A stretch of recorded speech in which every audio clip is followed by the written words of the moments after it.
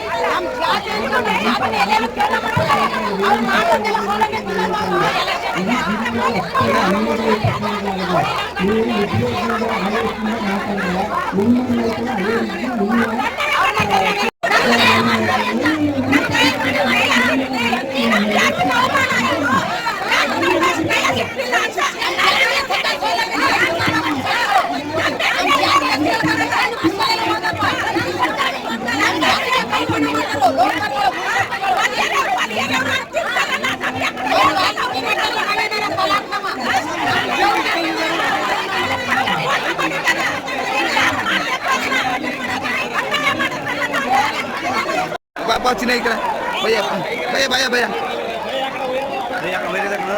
Oh, SPI gua nak kayak sini. Ali. SPI buat naik.